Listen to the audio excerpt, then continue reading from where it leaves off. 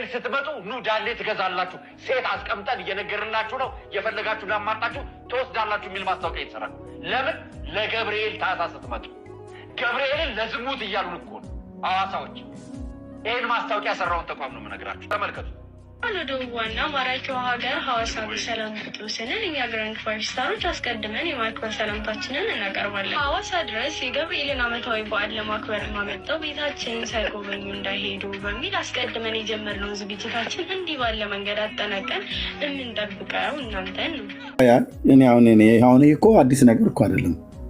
የቁልቢ ገብርኤል ማስታወቂያው ከዚያ በጣም አይበስም እንዴ?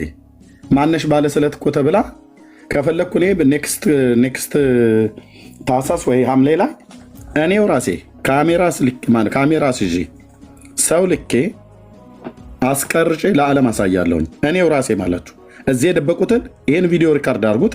እኔው ራሴ በቁልቢ ገብርኤል ሰው ልኬ ካሜራ ይዤ ሰው ልኬ ማንም ጴንጤን አይደለም እራሱ ኦርቶዶክስ ያሆናሉ አገልጋዮቹ ሰው ልከን አስቀርጸን ለዓለም የምናሳየው ጉድ ታያላችሁ። ቢራው እንዳለ ተጭኖ የሚገባው የት ነው? ከአዲስ አበባ ነው ጭነው ይዘውት የሚሄዱት። ከመተሐራ ነው ጭነው ይዘውት የሚሄዱት። ከናዝሬት ከአዳማ ነው ጭነው ይዘውት የሚገቡት። ይሄ ምን አሁን ይሄ ቁም ነገር ነው? አሁን ይሄማ በጣም ይሄ እንደውም ለምን ወደ መጠጥ ቤት ጠራችሁ ነው? መጠጡ ራሱ እዛው ገብቶ የለ እንዴ? ይሄንን ሊያስተባብል የሚችል ሰው ካለ ያ ሰው ቀጣፊ ነው። ቁልቢ ገብርኤል ማለት የመዳሪያ ቦታ አይደለም እንዴ? ማንንም ያታልሉት።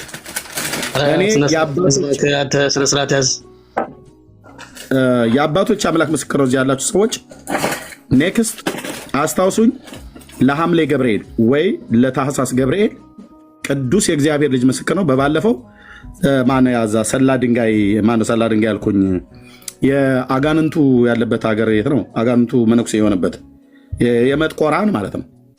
የመጥቆራን ሰው ልኬ ሰሜን ሸዋ ደነባ ወረዳ በአልባሳ ገብርኤል 15 ኪሎ ሜትር ሰው ልኬ ያን ሰው አልናገርም፣ በባዶ እግሩ ወንድሜን እዛ ልኬው በጌታ አመነ ወንድም እዛ ድረስ ሄዶ አረጋግጦ ነው የመጣው። እኔ ራሴ ነኝ ያረጋገጥኩት። ልኬው ተልኮኝ እግዚአብሔር አምላክ ይባርከው። ከአዲስ አበባ ደብረ ብርሃን፣ ከደብረ ብርሃን ደነባ ወረዳ በአልባሳ ገብርኤል ከኮምቦልቻ 5 ኪሎ ሜትር ርቀት ያለው የሰይጣኑ ገዳም ማለት ነው። የኢትዮጵያ ኦርቶዶክስ ቤተክርስቲያን ነው ሰይጣኑ። መጥቆራ የሚባለው ፈረጎ የሚባል የአየር ላይ ጋኔን በበረሀት ተጉለት አውራጃ ውስጥ ሴትዮዋን ተገናኝቶ የተወለደው ባለ ጭራው አቡነ ተክለ ሃይማኖትና አቡነ መርሃ ክርስቶስ ማነው? አቡነ ተክለ ሃይማኖትና ማናቸው አንደኛው ያጠመቁት ሰው ማለት ነው። እዚህ አቡነ ዜና ማርቆስ በአቡነ ዜና ማርቆስ እና በአቡነ ተክለ ሃይማኖት ተጠመቀ የተባለው 60 ክንድ ቁመት የነበረው ባለ ጭራው ባለ ቀንዳሙ ሰይጣን ባህታዊ ሆኖ ጽዋ ለጽድቅ ተብሎ ታቦተ ሕግ ተቀርጾለት ህዳር 29 ቀን የሰይጣኑ በዓል ኦፊሻል ይከበራል። ኦርቶዶክስ ሰይጣንን ኦፊሻል አይከበርም። ሚዩት አድርግ። በመረጃ ነው የምታወራው ብራዘር። ማስረጃ ቶሎ በላ። ሚዩት አድርግ። አዱናክ አንተ እኮ አሁን አውራ እታች አወርዳለሁ። ከዚህ በኋላ ከከፈት ከኔ ሳልሰጥህ እታች አወርዳለሁ። ኦኬ? አዎ ቴንክ ዩ። ስንሰጥህ ታወራለህ፣ እንሰጥሃለን። ጨርሼ የተሰጥ ነው። ስለዚህ እኔ የሐዋሳው ገብርኤል ይሄ ማስታወቂያ መናገራቸው ምን አዲስ አበባ አለ እንዴ? ለጥምቀትና ለፋሲካና ለጥምቀት የገና በዓል ቢሆን አንተ አለ ለገና በዓል ማለት ነው ለዋዜማው አዘጋጅተንላችኋል አይደል ብለው የሚሏቸው መነኩሴ ሁሉ እየሄደ አይደል የሚዳራው? ከጥቂቶች እግዚአብሔርን ከሚፈሩ ካህናት በስተቀር መነኩሴ ሁሉ ሄዶ የሚዳራበት አይደል እንዴ? እና ይሄ እንደውም መጠጡን ሴቱንም ቆንጆ አድርገን አዘጋጅተንላችኋል። የአላባው የቀዘቀዘው ከፈለገ ደግሞ በደንብ ሚኒስከርት የለበሰች ሴት በደንብ አንዴ ቁጭ ካሉባት የማይነሱ አንዴ ከተኙ የማትነሱ ሌሊቱን ሁሉ የሚያድሩበት እያሉ ማለት ነው። እነዚህ ምንድን ናቸው? ኦርቶዶክሳውያን አማኞች ናቸው ማስታወቂያውን የሰሩት። የቁልቢ ገብርኤሉ ማስታወቂያውን እኔ ያልሰራውም፣ ገበናውን ግን ጌታ ኢየሱስ ይፋረደኝ። ከዚህ በኋላ ሰው ነው የምልከው እኔ በእያንዳንዱ ቤተክርስቲያን እዚህ ላይ ብለዋል አይደል? ሰው ልኬ ነው የማስቀርጸው። ሰው ልኬ የመሄጃውን ሳንቲምና የሚሄደውን የሚቀርጸውን ሰው ገንዘብ ከፍለ ነው በትክክል ምን እንደሚሰራ ከዋዜማው ጨምሮ እና አስቀርጸዋለሁ። ቴንክ ዩ ወንድም ለመቀጠል እችላለሁ። ይሄ ነው አይ ቲንክ ሐዋሳ አዘጋጅተንላችኋል ያሉት ማለት ነው። ወንድምነት ይሄው ነው እያልን ያለ ነው። ምንድን ነው የእኛን የራሳችንን ጽድቅ ልናወራ አይደለም። ጌታ ሲጠራን ከዚህ መንደር ነበርን። ይሄ የሙዚቃ ዝግጅት፣ ይሄ የናይት ክለብ ጭፈራው፣ የሴቶቹ ጋጋታ ለእኛም ነበረ ድሮ። ዛሬ ግን እኛ በክርስቶስ ኢየሱስ በማዳኑ ስራ ብቻ ነው የምንጸድቀው ብለን ስንናገር፣ ሌላ ስራ የለም ብለን ስንናገር ይህንን ትላንትና በነበርንበት የኃጢአት መንደር ትላንትና በተጨማለቅንበት በዚህ በኃጢአት ህይወት ውስጥ እንቀጥላለን እያልን አይደለም።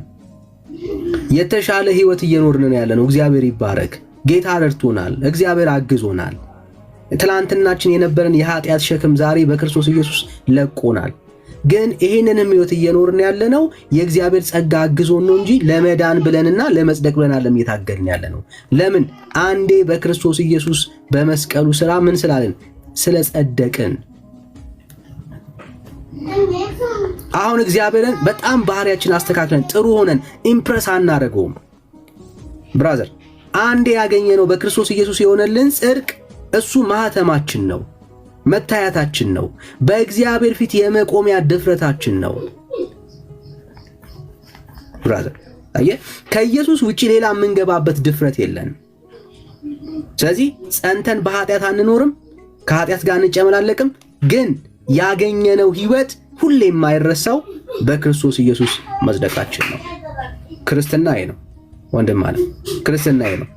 ስለዚህ ክርስትናችን ላይ አንቀልድም፣ የዳንበትን እውነት ላይ አንቀልድም። አዱናክ እንኳን ደህና መጣ። ስለ ታቦት ይሰገዳል ብለህ ታምናለህ?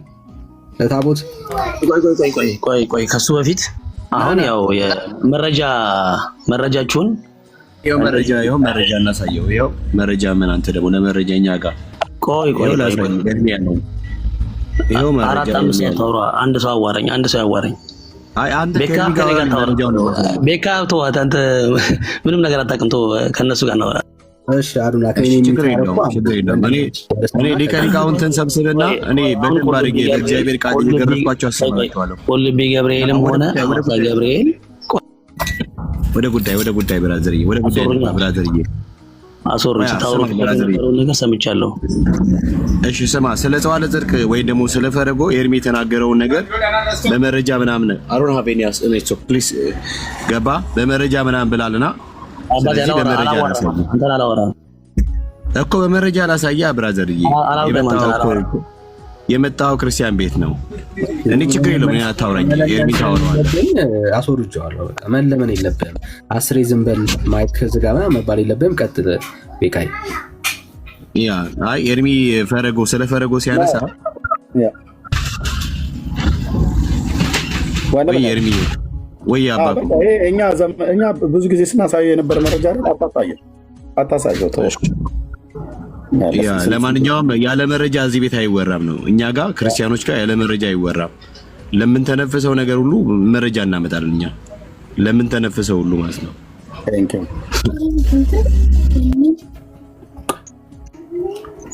ቴንክ ዩ ኦኬ። ዘጉባኤ ደጋግመህ ነው አስገቡ የምትለው ገብተህ ነበረ። ከየት ቤተ እምነት ነው? ከኦርቶዶክስ ተዋህዶ። እሺ እንኳን ደህና መጣ። እንኳን ደህና ቆይ። በትልቁ ናባ አረስቱን አይተዋላ? አይሰማም። አረስቱን አይተዋላ?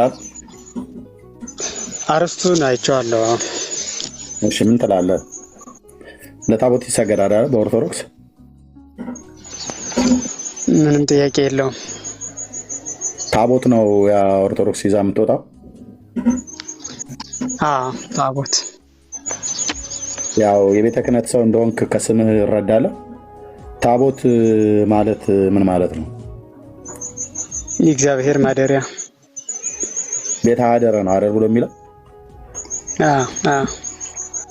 የምኑ ማደሪያ ነው? የእግዚአብሔር ማደሪያ የእግዚአብሔር ማደሪያ ነው። በታቦት ውስጥ ምን እንደሚያድረው እግዚአብሔር በረድኤት የሚገለጽበት ነው። እሺ በጽላት ውስጥስ ምን እንደሚያድረው? እንደ አዲስ ኪዳን ከሆነ ታቦትና ጽላት አንድ ነው። እንደ አዲስ ኪዳን እንደ ብሉይ ኪዳን እስከሆነ እንደ ብሉይ ኪዳን ከሆነ ጽላቱ 10 ቃላት ያረፉበት ነው። ታቦት የሚለው ደግሞ ያ ጽላቱ የሚቀመጥበት ማደሪያ ይሆናል ማለት ነው። አሁን ግን ጽላቱም ታቦቱም አንድ ነው። ያ ማለት ታቦት ሲባል የእግዚአብሔር ስም የተጻፈበት ነው። እግዚአብሔር የሚገለጽበት ነው። በሌላ በኩል ደግሞ እኛም የእግዚአብሔር ማደሪያዎች ተብለን ስለምንጠራ ታቦት እንባላለን። አይ ቆይ፣ ስለዚህ አንተ መቼ ነው የምትወጣው? መቼ ነው የንግስ ቀን ማለት? እስኪ ጥያቄውን በደንብ ግልጽ አድርገው። ወር በገባ ወይ አመታዊ መታሰቢያ መቼ ነው? ታቦት ነኝ ብለህ ስላልክ ማለት ነው። ኖ እንደዚያ ማለት እኮ አይደለም። ታቦት ነን ብለህ ስላልክ በእናንተ ታቦት ነን ስንል ቅዱስ ጳውሎስ በቆሮንቶስ መልእክቱ የተናገረው መልእክት አለ። እናንተ የመንፈስ ቅዱስ ማደሪያዎች አይደላችሁምን ብሎ ይናገራል። ማለት የመንፈስ ቅዱስ ማደሪያዎች ስለሆን እንጂ እኔ ታቦት ነኝ ተብዬ እኔን ይዘው ይወጣሉ ማለት አይደለም። በጣም ነገሮችን ሰንጥቃቸው አትዩ። እሺ በብሉይና በአዲስ አይደል? ኦኬ በብሉይ የጽሑፍ ስህተት ይኸውልህ፣ ቤተክርስቲያናችን በጣም ጠንቅቃ ነው የምትናገርና በብሉይና በአዲስ አይባልም። በጣም ይቅርታ በሐዲስ በል። ለኔ አዲስ ነው የምንለው፣ በአዲስ ኪዳን ነው። ሐዲስ አይባልም።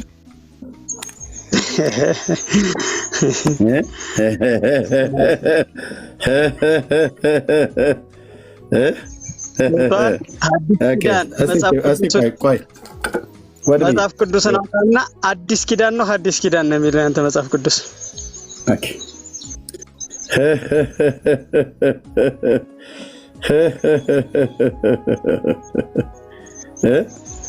የሀብታም ሳቅ አስመሰልከው። አንተን ያስመሰልከው። እኔ ድሃ ነኝ። እሺ ምን ይላል ነብየ እግዚአብሔር ኤርሚያስ? ሐዲስ ኪዳን ነው የሚባለው አልከ። ይሄ መሀይም ደብተራ ያለውን ቃል ሁሉ የምትለው አንተ አዲስ ነው የሚለው። አዲስ ኪዳን መጽሐፍ ቅዱስን አውጣው። ይሄ መጽሐፍ ቅዱስ ነው። ይሄ መጽሐፍ ቅዱስ ፒዲኤፍ ነብየ ኤርሚያስ ምዕራፍ 30 አዲስ ኪዳን አውጣልኝ እንጂ ብሉይ ኪዳን አትቀበለው።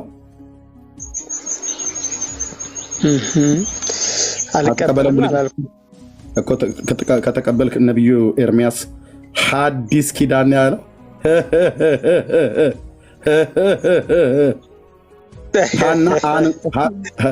ሐና አን እንኳን ሳትለኝ ነው አይደል? እስኪ ሚዩት አድርግ። ሐና አን እንኳን ሳታቅ ነው አይደል? መተህ ለመገልፈጥ የቸኮልከው አይደል? እንደዚህ ነው የምትዋረዱት።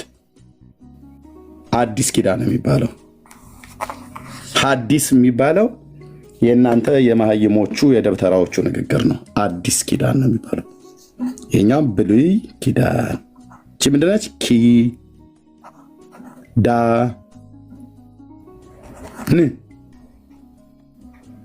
እስኪ በላት። ብሉይ በብሉይ ኪዳን በአዲስ ኪዳን። የኔታ በደንብ አላስተማሩ ማለት ትዕቢታችሁ ደግሞ። እሺ ዕብራውያን 8 ላሳየው። ከብሉይ ኪዳን ብቻ አሳየኝ ብሎ እንዳይል አይደል? መቼም ለኦርቶዶክሳውያን የውርደት ዘመን የሆነባቸው በዚህ ዘመን ጴንጤ ፊት መጥተው በእግዚአብሔር ቃል ይዋረዳሉ፣ በፊደል ይዋረዳሉ። በቃ የሚናገሩት ነው ራሱ አያውቁም። ወንድሞች እናቶች፣ ምን ነክቷችሁ ነው ግን? ምንድን ነው የገባባችሁ? ያ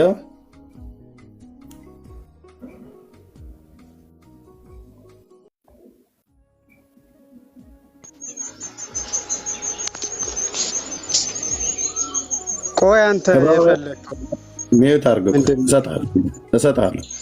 በዕብራውያን መጽሐፍ ምዕራፍ 8 ቁጥር 8 ላይ ቅዱስ ጳውሎስ እንደጻፈው ይታመናል። የዕብራውያን መልእክት ልብ በሉ እዚህ ያላችሁ ሰዎች፣ በነቢየ እግዚአብሔር በኤርምያስ አፍ የተናገረውን ቃል ታላቁ ሐዋርያ ሲጽፈው እነርሱንም እየነቀፈ ይላቸዋልና እነሆ ከእስራኤል ቤትና ከይሁዳ ቤት ጋር በኦርቶዶክሳውያኑ ባልተማሩት ሰዎች ዘንድ አንቺ አና ሃን እንኳን አይለዩም። አዲስ ኪዳን የምገባበት ወራት ይመጣል ይላል ጌታ እግዚአብሔር።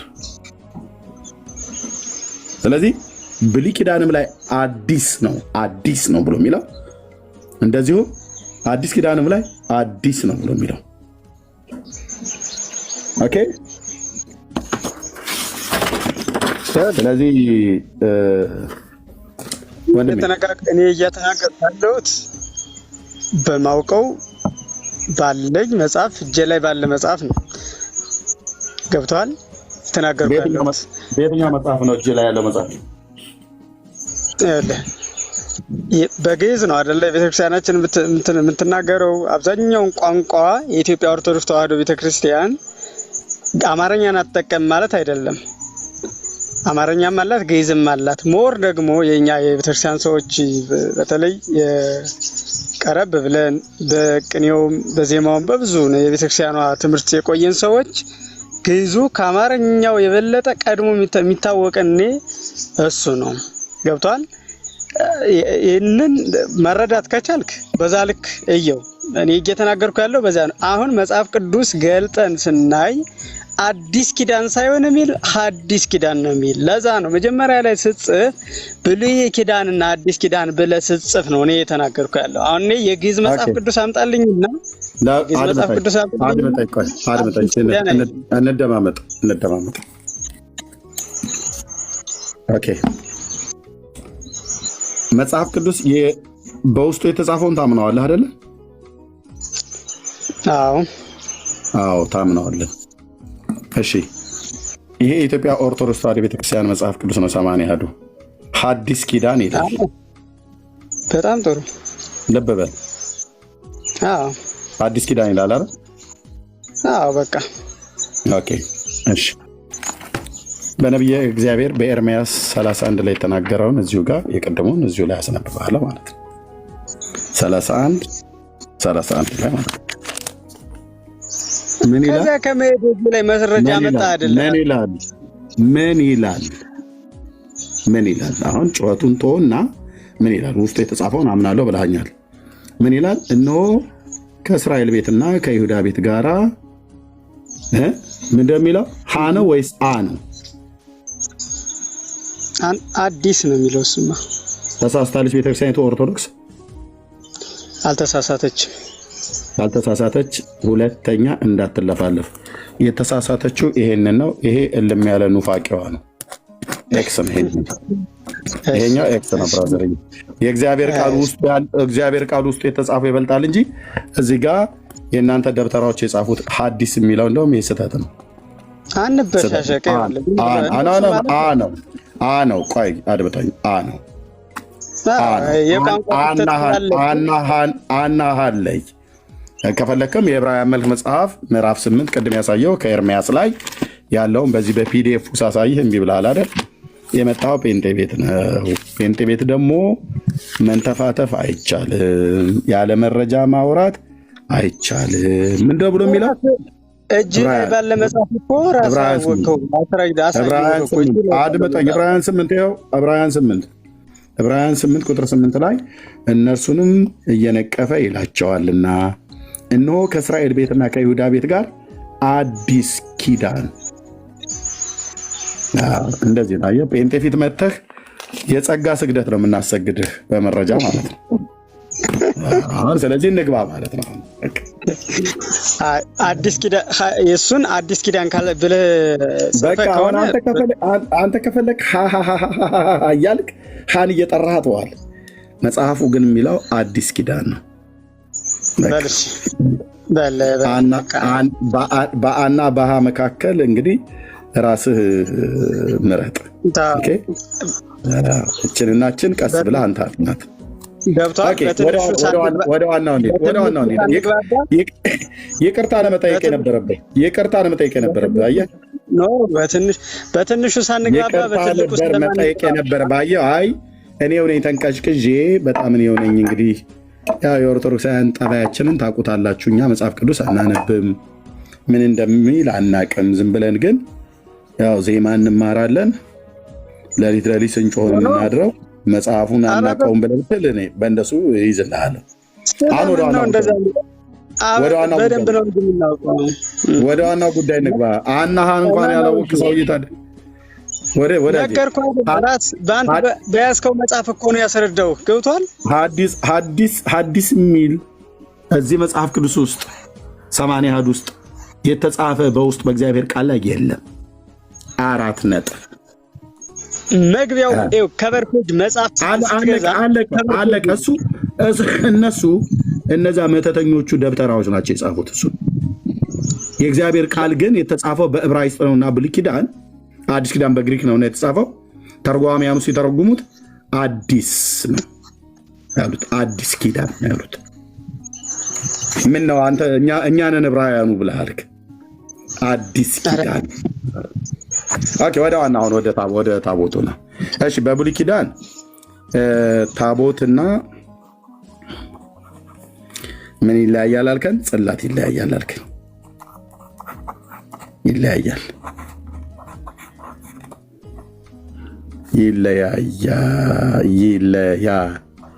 ይለያያል አልከን።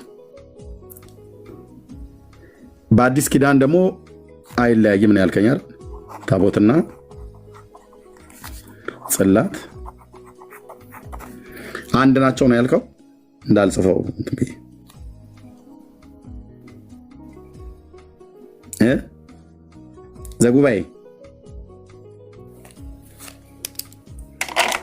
ዘጉባኤ ማነው? ሚት አድርጋው ነው ወይስ ሚት አድርጋችሁት ነው?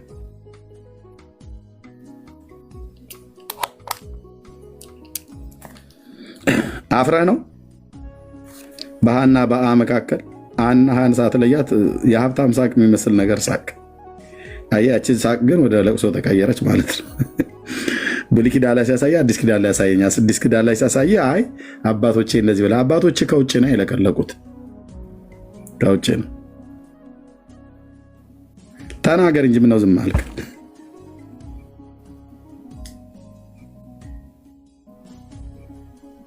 ዘጉባኤ አፈረስኩት ማለት ነው ጉባኤውን።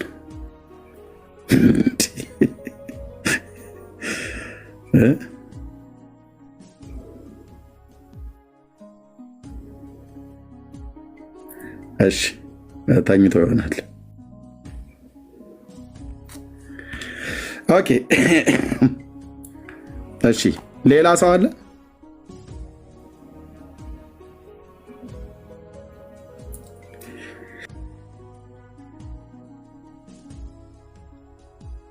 ሌላ ሰው አለ ወይ?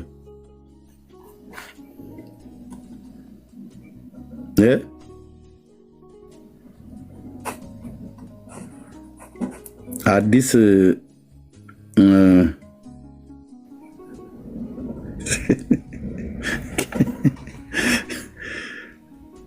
እኔ እኮ እልህ ይዟችሁ ነው። እንዴት ነው ኦርቶዶክሳውያን? እልህ ይዟችሁ ጴንጤ ቤት አትምጡ። በእውቀት ኑ፣ በእውቀት ኑ። በሕያው ጌታ ፊት አንድ ኦርቶዶክሳዊ ጴንጤ ፊት መተህ መጽሐፍ ቅዱስ እንዲህ ነው ብሎ የሚለው ብለህ ለማለት የሚያስደፍር እውቀት ካላችሁ ብቻ በሉ። አብዛኞቻችሁ ግን የሚያስደፍር እውቀት የላችሁም። ለምን? መጽሐፍ ቅዱስ አታነቡ። መሀይምነት ቤቱን የሰራባችሁ መጽሐፍ ቅዱስ አታነቡም ነው ያልኩት። ማንበብ ትችላላችሁ ግን አታነቡም። ስለማታነቡ አና ሃን እንኳን አታውቁም የቱ ጋር እንደተጻፈ ምን እንደተባለ ማለት ነው።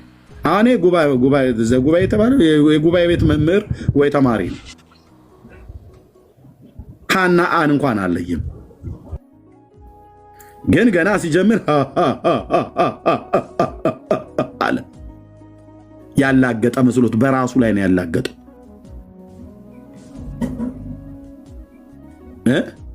በሁለቱም ኪዳን ላይ አዲስ ኪዳን ነው የሚለው። የት? ኤርምያስ 31 ላይ፣ ዕብራውያን 8 ላይ ማለት ነው። እንደሚለው አዲስ ኪዳን ነው ያለው ሁለቱም።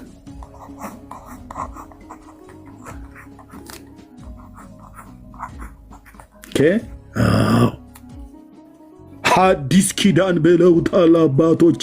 ጠላ ጠጡ እናንተ ተሰብስባችሁ ከአባቶች ጋር ጠላ ጠጡ፣ ሰንበቴ ምናምን ነገር። አናሃን ገና አለየም። አየህ መጽሐፍ ቅዱስን በጥንቃቄ እንደ ጴንጤው እንደ ኤርሚያስ ብታነብ የቱ ጋር ምን እንደሚል ታውቅ ነበር። እዚህ ጋር መጥተህ ጴንጤን አታርምም፣ በጽሁፍም በፊደልም በእግዚአብሔርም ቃል። ስለዚህ አፍሮ ተሸማቆ ነው የወረደው በራሱ ማለት ነው። በእኔ ጽሁፍ ላይ ፊደልም ማላቅ አድርጎ ለማላገጥ ፈልጎ ነበር። አላገጥኩባ። እኔ ደግሞ እንዴ የትቢታቸው ነገር እኮ አንተ ትቢታቸው፣ እኔ በጣም ከምጸየፋቸው ነገር አንዱ የኦርቶዶክስን ትቢት ነው። በቃ ኦርቶዶክስ አንዱ እያቸው መጥቶ ትቢት አንድ ቃል አያውቁም። አንድ እኮ ሄርሜኔቲክስ ቢጠይቋቸው አንድ ቃል። አንዳንድ እኮ ጫቱን እየቃመ ጫቱን ተግሞጥሙጦ እኮ ነው የሚገባው። አንድ ቃል አያወራም። እዛ እናትክ እንዴ ላርጋት ብሎ ይወርዳል ማለት ነው። ይሄንን የተማሩ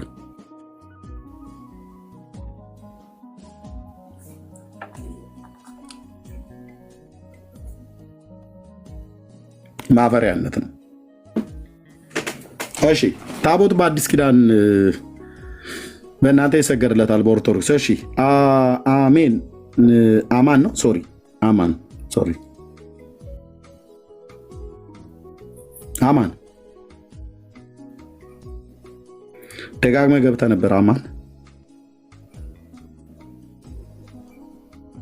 ይሰማል? አረ ወገኖች የኔ ድምፅ ይሰማል? የልጅ ሁሌ እንደዚህ ነው የሚያደርገው። ሰላም ነው? ደህና ነኝ እግዚአብሔር ይመስገን። ይሰማል? እሺ ይሰማል? ከየት ቤተ እምነት? ተመሰግናለሁ። አሜን። ከየት ቤተ እምነት? ከኦርቶዶክስ ተዋህዶ። እንኳን ደህና መጣ። ከኦርቶዶክስ ተዋህዶ። እሺ እንኳን ደህና መጣ። እንኳን ደህና ቆያችሁ። አርስቱን አይተዋል አይደል? አይሰማም? ድምፄ ይዘገያል? ትንሽ ይዘገያል። የኔ ኔትወርክ ነው መሰለኝ። ኔትወርክ ነው፣ ኔትወርክ ይሁን። ስለዚህ በዚህ ኔትወርክ ማውራት አንችልም። አሁን ድማ አለ በዚህ ኔትወርክ ማውራት አንችልም። ከዘገየ መጫጫህ ነው የሚሆነው። እሺ ተመስገን። አቤት። እንኳን ደህና መጣ። እንኳን ደህና ቆያችሁ። ሰላም ናችሁ? ከየት ቤተ እምነት ነው? ከሳውዝ ኢትዮጵያ። ከየት ቤተ እምነት ነው ያልኩ? ከሌሌ ፕሮቴስታንት ነው። ለምንድነው አስገባኝ ያልከው? መሳተፍ ስለፈለግኩ ነው። እንትን ስታወራ የነበረው ተመችቶኛል። እንደዛ ነው። እና ደግሞ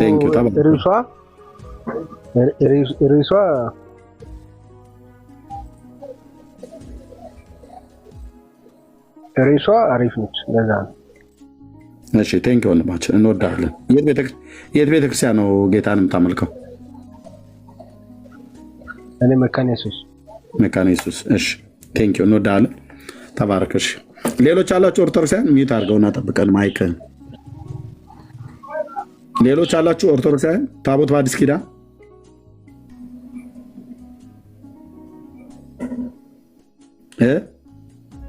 በኦርቶዶክስ ታቦት ይሰገድለታል ማለት ታቦት የተባለው ታቦት ነው ወይ?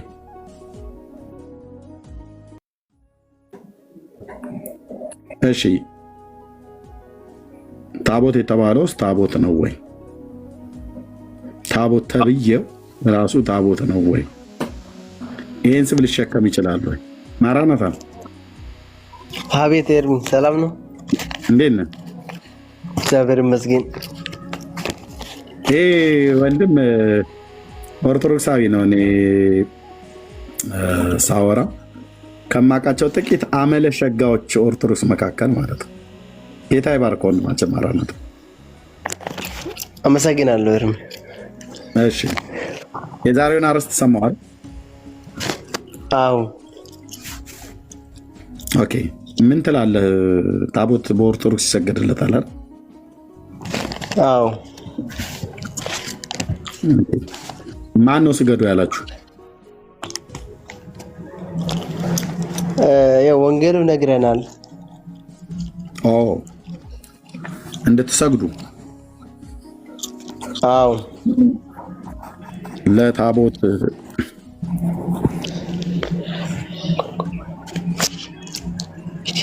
ኦኬ ወንጌሉ የቱ ጋር ነው የሚለው እንድንሰግድ? ወንጌሉ ይነግረናል ብለኛል። መጽሐፈ ኢያሱ ምዕራፍ 7 ቁጥር 6 ላይ ኢያሱ ወንጌል ነው እንዴ? ሶሪ መጽሐፍ ማለት እኮ ነው። ወንጌሉ እኮ ነው ያልኩት። ከአራቱ ወንጌል ሳይሆን ያው ኢያሱ 7:6 ላይ አዎ። ኦኬ ኢያሱና ከሱ ጋር የነበሩ ሽማግሌዎች በዚህ ቦታ ላይ ለሰራዊት ጌታ ለእግዚአብሔር ለታቦቱ እንደሰገዱ ይናገራል። እናንተን ስገዱ ብሎ ያስተምራል እንዴ? እሱ ስለሰገደ እኛም እንሰግዳለን። እሱ ስለሰገደ እናንተ ስገዱ ይላል ነው አይደለም እንዴ? መጽሐፍ ቅዱስ ላይ የተጻፈው እነሱ ስለሰገዱ እኛም እንሰግዳለን ይላል። ኢያሱ ለታቦቱ ሰገደ በዚህ ክፍል ላይ እንደሚናገረው ማለት ነው። በጣም ደስ የሚለው ጴንጤ ጋር መጽሐፍ ቅዱስ ቁጥሩን ብቻ ስጽፈው ቃሉ ምን እንደሚል ስለምናውቀው ማለት ነው። ኦኬ ኢያሱ በዚህ ጋር ከአሁኑ ታቦት የእግዚአብሔር ታቦት ነው። ና ቆይ ሜት አድርገውን ማለት ነው። ኢያሱ ተመስገን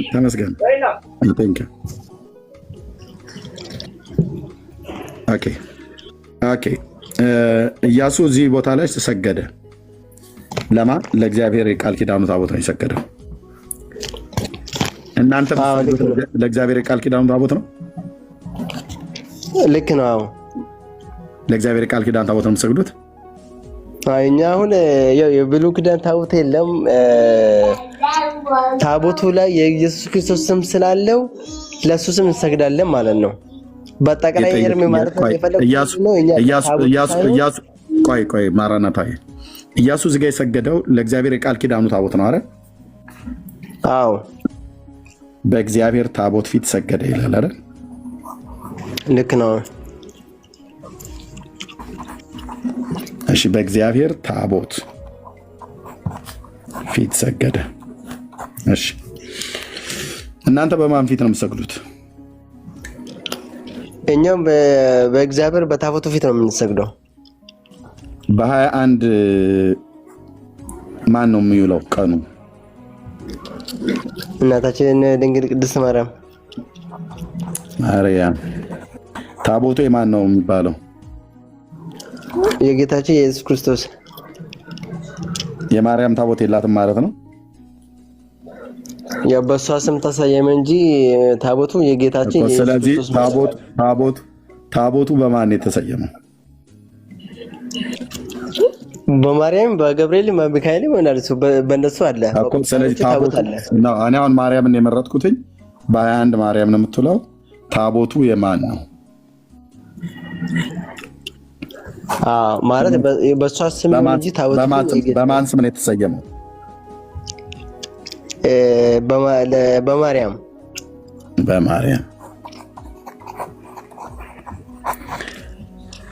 ታቦቱ ሲጠራ የማን ተብሎ ነው የሚጠራው?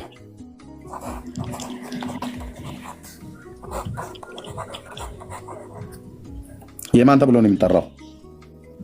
በማርያም ቤተክርስቲያን ውስጥ ያለው ታቦት የማን ተብሎ ነው የሚጠራው? የጌታችን የኢየሱስ ክርስቶስ ታቦት ነው ኤርሚ። እሺ ቆይ 4 ኪሎ ማርያም ቤተክርስቲያን ስትሄድ ቤተክርስቲያኒቱ የማን ቤተክርስቲያን ነው የሚባለው? የማርያም ቤተክርስቲያን ይባላል። ውስጥ ያለው ታቦት ቆይ አድምጠኝ ነው፣ ምሳሌ አይደለም። ውስጡ ያለው ታቦት የማን ታቦት ነው ተብሎ የሚጠራው? የጌታችን የኢየሱስ ክርስቶስ ታቦት ነው። የማርያም ታቦት የላትም እያልከኝ ነው? ማርያም ለብቻ ለሷ የተቀረጸ ታቦት የላትም። የላትም። ማርያም ለምን ወጣች? ማርያምን ልናገነግሳት፣ ማርያምን ልናከብራት ምን ሄደውት አይደለም ትላላችሁ? መታሰባት ለቅዱሳኖቹ ለመላክነት የታለችና ትታሰባለች? ታቦቱ የእሷ አይደል? ታቦቱ የእግዚአብሔር ነው። ያወጣችሁት የእግዚአብሔርን ታቦት ነው። የማርያም ታቦት ባልወጣበት እመቤቴ ወጣች ለምን ብላችሁ ትላላችሁ? እመቤቴ አልገባ ብላለች ለምን ትላላችሁ? መታሰባ በእነሱ ስም ስለሚደረገው ነው። እኔ በዓሉ የሚደረገው መታሰቢያነቱ ለማን ነው አይደለም ያልኩህ። ታቦቷ አልገባ ብላለች፣ እመቤቴ አልገባ ብላለች፣ እመቤቴ አልወጣ ብላለች፣ እመቤቴ አልቀመጥ ብላለች፣ እመቤቴ አልቀሰች ብላችሁ የምትሉት ታቦቱ እምቢ ሲል ነው አይደለ? አልገባ ብሏል ተብሎ ሲባል የማን ታቦት ነው አልገባ ብላለች፣ የማን ታቦት ነው አልወጣ ብላለች ብላችሁ የምትሉት? ኤርሚ አሁን እኔ እንዴት አስረዳህ ነው መሰለህ? በአጠቃላይ እኔ እንዴት አውቃለሁ መሰለህ? እኛ ሁሉ ቆይ እኔ አንዳንዴ ማራናታ እምልህ ነገር የማይገባን ዝም ብሎ በቃ ገሪባ ነገር እንመስላችኋለን አይደል? ወይ ደግሞ ከሆነ ጴንጤ ተብሎ ሲባል ከሆነ ከጨረቃ ላይ ወይ ከፀሐይ ላይ ወይ ከደመና ላይ ተንጠባጥበን የወደቀን የዚህን ዓለም ስርዓት ማናቅ፣ ኦርቶዶክስን ማናቅ፣ ከእስልምና የሚወጡ እስልምናን ማያውቁ፣ ከካቶሊክም የወጣ ካቶሊክን የማናቅ ይመስላል አይደል? አሁን ራስን እያሞኘ ካልሆነ በስተቀር 4 ኪሎ ብትሄድ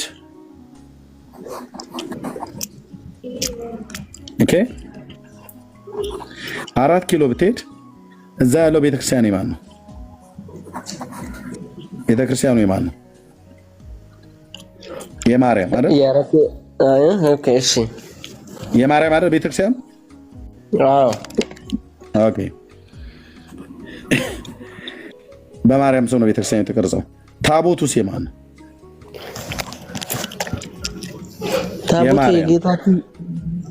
የማርያም ባካታች በርበር ራስን አታታል፣ ጭንቅላትን አታስቀጥቀጥ። ዓለም የሚያውቀው የማርያም ታቦት ብላ ለብቻ የቀረሰችው አለ እንዴ?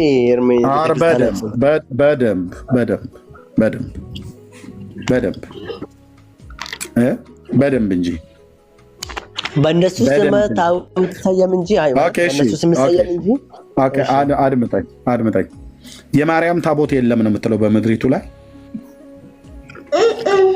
የማርያም ታቦት ብሎ ስሙ ሰየም እንጂ ታቦቱ ግን የጌታችን የኢየሱስ ክርስቶስ ነው። የማርያም ታቦት ይባላል አይባልም? የማርያም ታቦት ይባላል። በእነሱ በቃ የማርያም ታቦቱ የማርያም ይባላል። የማርያም ተብሎ የእግዚአብሔር ይባላል ትላላችሁ። እግዚአብሔርን የት ስታውቁት ብራዘርዬ? የት ስታውቁት? እሺ ቤተክርስቲያኑም ታቦቱ መታሰቢያነቱ ለማን ነው የተሰራው? ቤተክርስቲያኒቱ ታቦቱ መታሰቢያነቱ ለማን ነው የተሰራው? እንደዚህ ስትርግጽ አድርገኝ። ጥያቄ አልገባኝም ኤርሚ። ቤተክርስቲያኑ ተሰርቶ በማን ስም ነው የተሰየመው? በማርያም ስም አይደል? yes ታቦቱም ተቀርጾ በማርያም ስም ነው አይደል የተሰየመው? yes በቃ አለቀ። ስለዚህ ባለቤቷ ማርያም ነች ማለት ነው። አለቀ። እግዚአብሔር ብላ ጨርሰናል። እነዚህ ፋይሉን እየዘጋኑ ነው የምንሄደው። ጨርሰናል ማለት። እሺ ኢያሱ ታዲያ በእግዚአብሔር ታቦት ፊት ሰገደ ብለኛል። ኢያሱ 7:6 ላይ እናንተ 4 ኪሎ ስትሄዱ በማን ታቦት ፊት ነው የምትሰግዱት?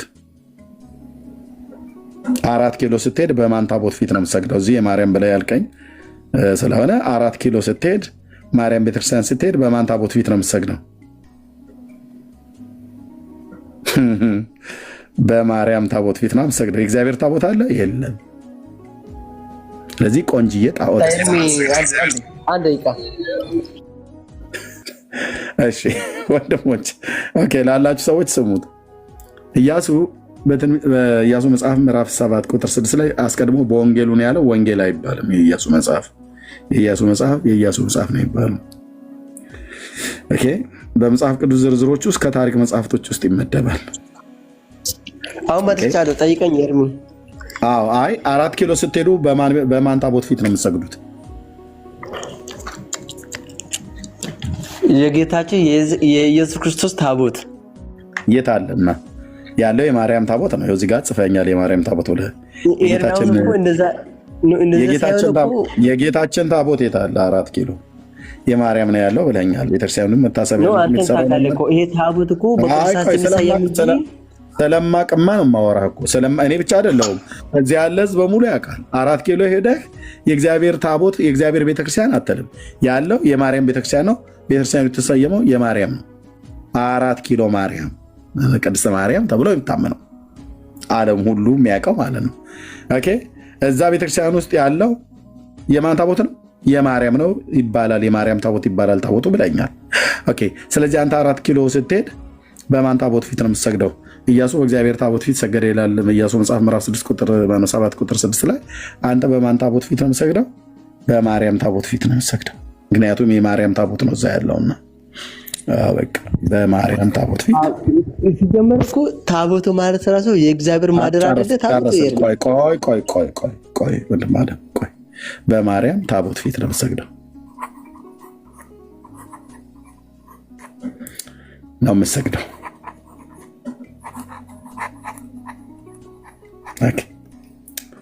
ፋይሉን ዘጋኑ ማለት ነው። በቃ በፊርማ አረጋግጠን እንለፍ። እሺ በማርያም ታቦት ፊት ስገዱ ብሎ የሚል ከመጽሐፍ ቅዱስ ላይ ያታሳየኛል። ወንድም አለ በማርያም ታቦት ፊት ስገዱ፣ በፍጡር ስም በተሰየመ ታቦት ፊት ስገዱ። ወይ ደግሞ በአስቀድመን በማርያም ታቦት ልክ እናንተ በማርያም በፍጡር ታቦት ፊት በፍጡር ብዬ ልበለው፣ ማርያም ፍጡር ስለሆነች በፍጡር የተሰየመ ታቦት ተብሎ በሚጠራ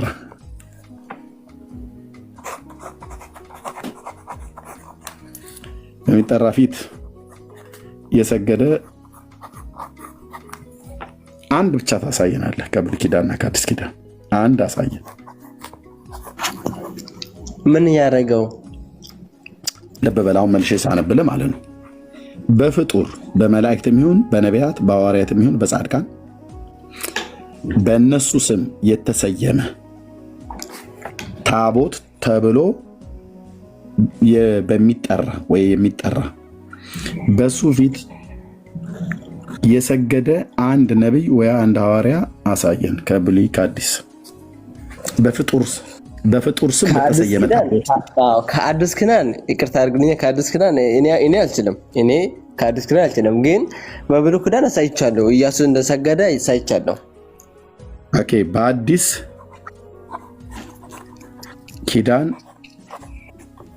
አልችልም ስትል የለም እያልከ ነው? አይደለም። እኔ አሁን ጥቅሱ ቦታ ስለማላውቅ የለም ማለት ይከብደኛል፣ አለ ማለትም ይከብደኛል ቦታ ስለማላውቅ። ስለዚህ አታውቀውም ማለት ነው? እኔ አላውቅም እውነት ለመናገር። እሺ ሌላ መምህር ካለ ይገባል። በብሉይ ኪዳን ግን አሳየኸኝ አይደል? አዎ በብሉይ ኪዳን አሳይቻለሁ፣ ኢያሱ እንደሰገደ ማለት ነው። በብሉይ ኪዳን ኢያሱ የሰገደው በፍጡር ታቦት ፊት ነው በፈጣሪ ታቦት ፊት ነው? በፈጣሪ ታቦት ፊት ነው። የፍጡር ታቦት የለም ሲጀመር። የኔ ጥያቄ ምን ነበር? የፍጡር ነው። አሁን እኮ በአዲስ ኪዳን በብሉይ ኪዳንም እኮ የፍጡር ታቦት የለም። ማራናታዬ የኔ ጥያቄ ምን ነበረ? አይ መጽሐፉ እዚህ የምንጽፈው ባይዞዬ ለጌታ አይደለም። ልብ በሉ። የኔ ጥያቄ ምን ነበር? በፍጡር የተሰየመ ታቦት ተብሎ በሚጠራ የሰገደ ከብሉይ ወይ ከአዲስ ኪዳን አንድ አሳየን ያልኩ። አንተ የኢያሱን አሳይቻለሁ ብለህ ያልከኝ ኢያሱ 7 ላይ ያሳየን ኪዳን ኢያሱ 7 ላይ ያሳየን ቁጥር 6 ላይ ኢያሱ በእግዚአብሔር ታቦት ፊት ሰገደ ነው ብሎ የሚል። የኔ ጥያቄ በእግዚአብሔር ታቦት ፊት ሳይሆን በፍጡር ፊት የሰገደ ነው። ማራናታ አቤት ኤርሚ የት አለ? በፍጡር ፊት የሰገደ በብሉይ ኪዳን በፍጡር ስም በተሰየመ ታቦት በአዲስ ኪዳን በብሉይ ኪዳን የለም። በቃ አዎ፣ አሁን በትክክል መለስክ። በብሉይም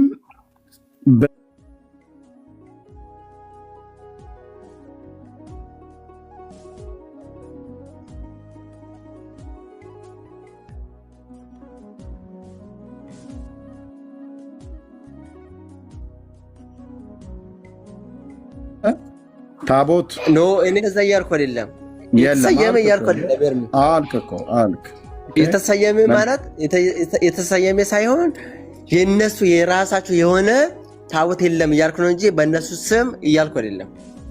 እሺ፣ በብሉይ ኪዳን ነቢያት ስም ብሉይ ኪዳን ላይ፣ በኢሳይያስ ስም ብሉይ ኪዳን ላይ፣ በሙሴ ስም ብሉይ ኪዳን ላይ፣ በሳሙኤል ስም የተሰየመ ታቦት አለ? ኖ አይደለም። እንደዛ የለም። ግን እግዚአብሔር ታቦት አለ ወይ ነው ያልኩህ? አለ ወይ ነው ያልኩህ? እንደዛ ላገኘው ኤርሚ ይቅርታ። የለም ማለት ነው። በብሉይ እንደዛ ብሎ የተሰየመ የለም። በአዲስ ኪዳን በጳውሎስ ስም፣ በአዲስ ኪዳን በጴጥሮስ ስም፣ በአዲስ ኪዳን በዮሐንስ ስም፣ አዲስ ኪዳን በማቴዎስ ስም የተቀረጸ ታቦት አለ? እኔ ሊኖርም ይችላል፣ እነሱን አላውቅም። ግን እኔ የማውቀው በማርያም በገብርኤል በጊዮርጊስ እነኚህ በቅዱሳን መጽሐፍ ቅዱስ ላይ ያለ መጽሐፍ ቅዱስ ላይ አለ። መጽሐፍ ቅዱስ ላይ ለምሳሌ ሮሜ 3:31 ላይ ከዚህ በፊት የብሉይ ኪዳን ነገሮች እንደማይቀር ጌታ ኢየሱስ ክርስቶስ ይናገራል። ሮሜ ያልቀረ ማለት ነው። ሮሜ 3 ስንት ላይ? 31 ላይ ሮሜ 3:31 ላይ እንዴት ደስ ይላል! ዋው ዋው ዋው ዋው! ሮሜ 3:31 ላይ በጣም ብዙ ነገር ነው የምናውቀው እናየው ማለት ነው። እሺ ምን ይላል እንግዲህ? ሕግን በእምነት እንሽራለንን? አይደለም፣ ሕግን እናጸናለን እንጂ። ታቦት በአዲስ ኪዳን ቀጥሏል ይላል ማለት ታቦት በብሉይ ኪዳን ነበረ፣ ደግሞ አልተሻረም ማለት ፈልጌ ነው። በዚህ ጥቅስ አሰራር ይሄ ጥቅስ የቱ ጋር ነው ታቦት አልተሻረም ብሎ የሚል ያለው?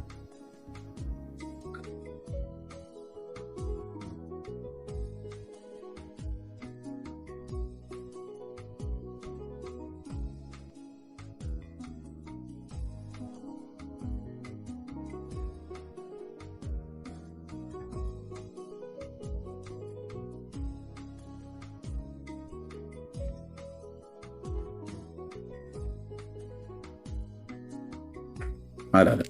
ያወጣው ጥቅስ ራስን። እሺ ሁለተኛ ሳሙኤል ምዕራፍ 6 ቁጥር 7 ምን ያደርግልን? ሁለተኛ ሳሙኤል ምዕራፍ 6 ቁጥር 7 የእግዚአብሔር ቃል ኪዳኑ ታቦት ወደ እስራኤል የተመለሰበት ነው። ከፍልስጤም ሀገር ዳጎንን ሰብሮ የመጣበት ማለት ነው። ምን ያደርግልሃል? ፍልስጤም ሀገር ምን ልታደርግ ሄድክ? በሳሙኤል ዘመን ጦርነት ሆኖ ፍልስጤማውያን ማርከው ተወሰዱት፣ በዳጎን ቤት አስቀመጡት። ከዛ እንደገና ደግሞ የተመለሰበት ነው። ምን አድርግ ነው የምትለው? እሱ የእግዚአብሔር የቃል ኪዳን ታቦት ነው። ጥቅስ አታመክን።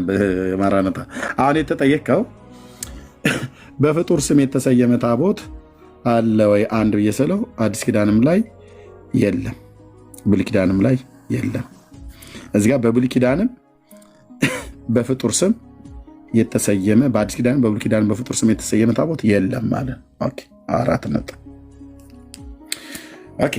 ብሉይ ኪዳንም አዲስ ኪዳንም ላይ በፍጡር ስም የተሰየመ ታቦት ከሌለ እናንተ 4 ኪሎ ያለችዋ ማርያም ነች ብላችሁ የሰየማችሁት ጌታ አምጣችሁ ነው። ከብሉይ ኪዳንም ዋቢ ሊሆናችሁ የሚችል አንድ ነቢይ የለም። ከአዲስ ኪዳንም ዋቢ ሊሆናችሁ የሚችል ልትጠሩት የሚችል አንድም ሐዋርያ የለም።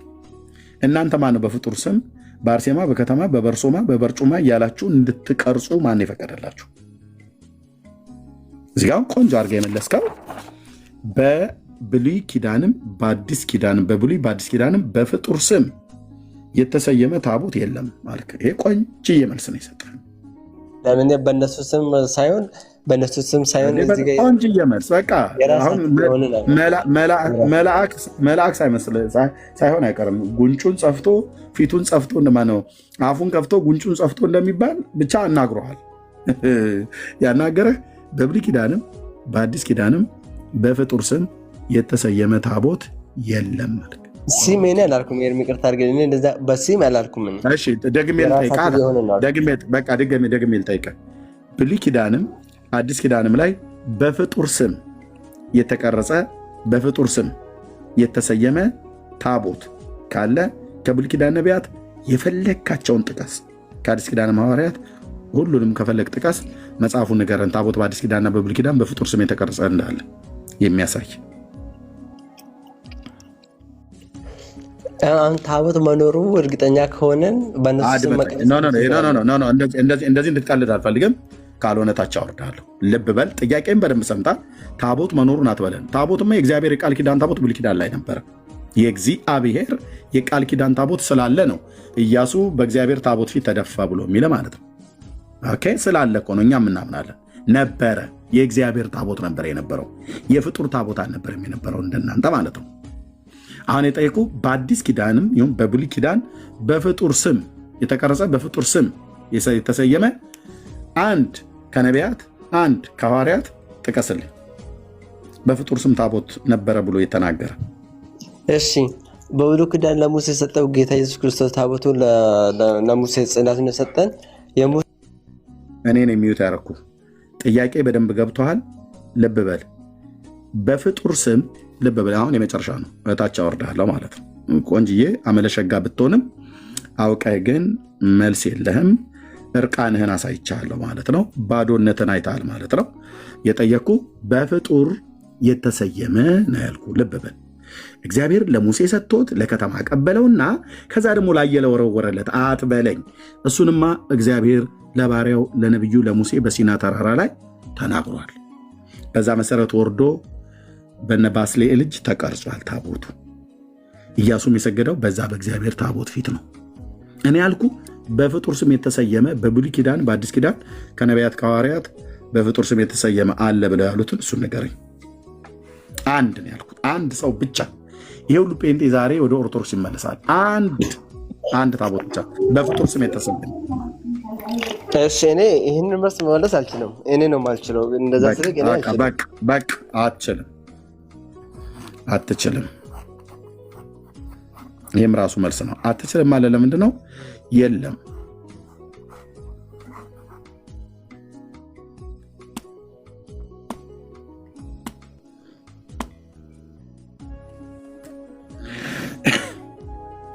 ኦርቶዶክስና ተረታ ፈረሰ ማለት ነው። እኔ አላውቅም ማለት ቤተክርስቲያን አታውቅም ማለት አይደለም። የለም ካለ አንተ ምን ነው እስካሁን ቅድም እንትና አለ ስትል አልነበረ? የለም። ስለዚህ የኢያሱ መጽሐፍ ምዕራፍ 7 ቁጥር 6 ላይ እሱ ቃል ብሎ የሚለው ቀጥታ በቃሌ ስለው ስለነበረ እዚያ ያለ ሕዝብ እንዲያምን እዛ ጋር ኢያሱ የሰገደው በእግዚአብሔር ታቦት ፊት መሆኑን በመረጃ ማሳየት አለብን አይደል? ምዕራፍ 7 ቁጥር 6 ላይ ጠዋት ብያነበብነው ነበር። ኢያሱም ልብሱን ቀደደና እርሱና የእስራኤል ሽማግሌዎች በእግዚአብሔር ታቦት ፊት እስከ ማታ ድረስ በግንባራቸው ተደፉ፣ በራሳቸውም ላይ ትቢያ ነሰነሱ ይላል። ከጋይ ሰዎች ጋር እየተዋጉ በነበረበት ሰዓት ላይ በጋይ ሰዎች ፊት ስለተመቱ ነው። እስራኤላውያን በጋይ ሰዎች ፊት ተመቱ። ለምን? እርም ተገኘባቸው፣ በደልን አደረጉ። በአንድ ሰው ኃጢአት ምክንያት እስራኤል በሙሉ የተመታበት ማለት ነው። በደሉም ይኸው እርም የሆነውን ነገር በደሉ ይላል። የእስራኤል ልጆች ግን እርም በሆነው ነገር በደሉ ይላል። በስርቆት ከኢያሪኮ ከተማ የተሰረቀ ካባን አንድ ከዚህ ከነገደ ይሁዳ የሆነ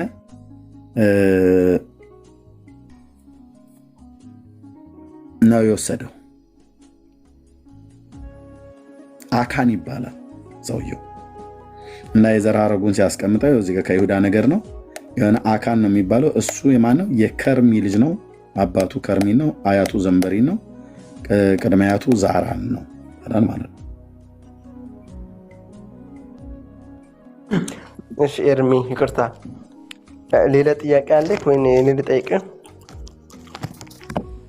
ኦኬ።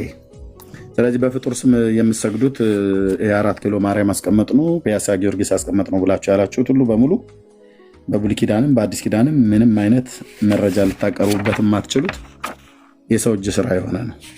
እሺ፣ በኦርቶዶክስ ታቦት ላይ ድግምት እንደሚደገም ታውቃለህ? ኧረ ኤርሚ እንደዚህ አይደረግም። የለም። አስማት እንደሚደረግ ታውቃለህ? አይደረግም። አዝማት ምናምን እንዴት በእግዚአብሔር ቃል ላይ እንዴት ይደረጋል? ኤርሚ እሺ፣ ጉዞ ወደ አንድ ቦታ ይዤ ልሂዳ። አብረን እስኪ ወክ እያደረግን እንሂድ። ክፍልህ ገሌ ነው፣ ገሌን ብታስተክል ታቦተ ገሌ ቢገባ እንዴት ሆናል ይባላል። አስጠንቁሎም የሚያስቸግሩን አሉ። እንዴት ነው የምንሆነው? አባቶች እስኪ ፍረዱ። ምንድን ነው በደሉ?